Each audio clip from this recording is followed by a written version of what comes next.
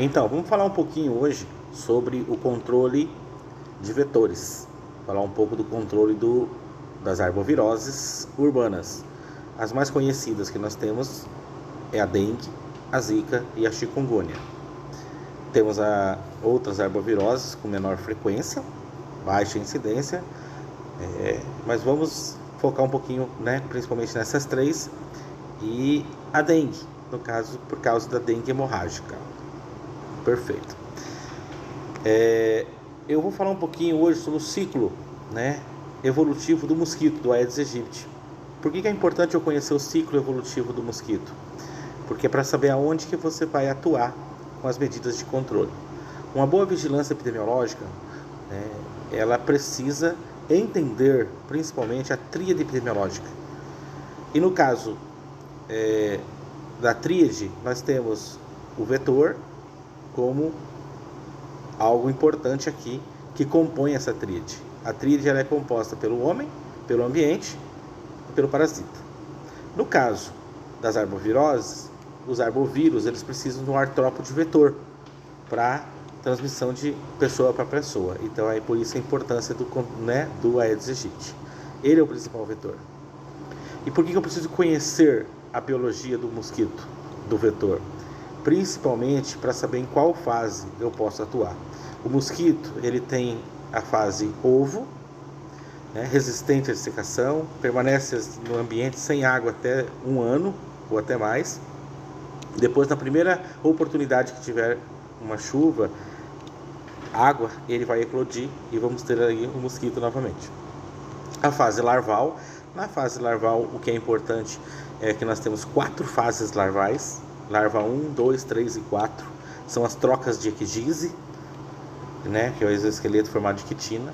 Fase pupa. Nessa fase, ele não precisa se alimentar, é uma característica.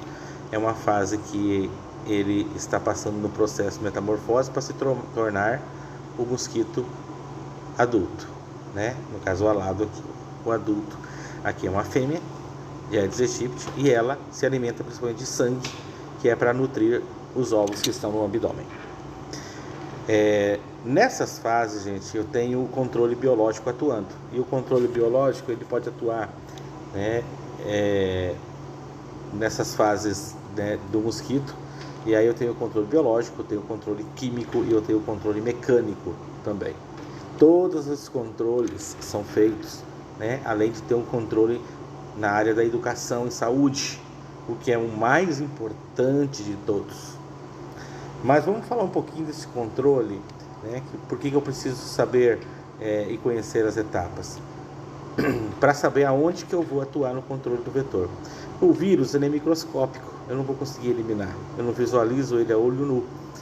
O homem está no ambiente inserido, então não tem como mexer nem alterar. O mosquito, ele é altamente urbanizado, adaptado a ambientes urbanos, mas é onde eu posso atuar.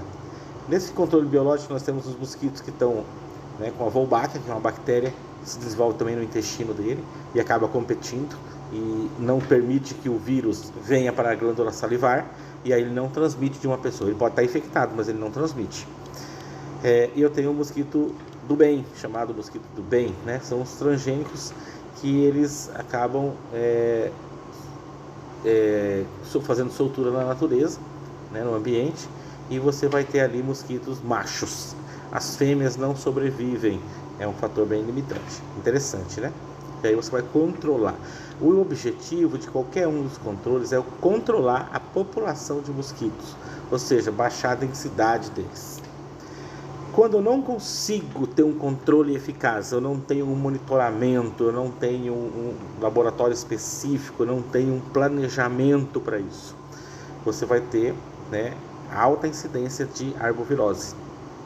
E aí, como uma medida de controle que fazem hoje, última, é o nosso último recurso, é o uso do inseticida. Mas é comum, a gente ver a utilização dos inseticidas e dos larvicidas. Só que ele tem uma característica, porque ele gera resistência no mosquito. Larvicida para atuar na fase larval, e o inseticida para atuar né, o adulticida na fase do adulto, correto? Mas eu tenho uma situação, um problema com relação a isso, que é com relação à resistência a inseticidas. Então eu tenho que tomar cuidado que qualquer uma dessas atividades que eu uso inseticida, eu estou utilizando um composto químico e eu tenho mosquitos que podem ter essa resistência, e aí eles podem ser selecionados, né, através de um processo chamado de seleção natural.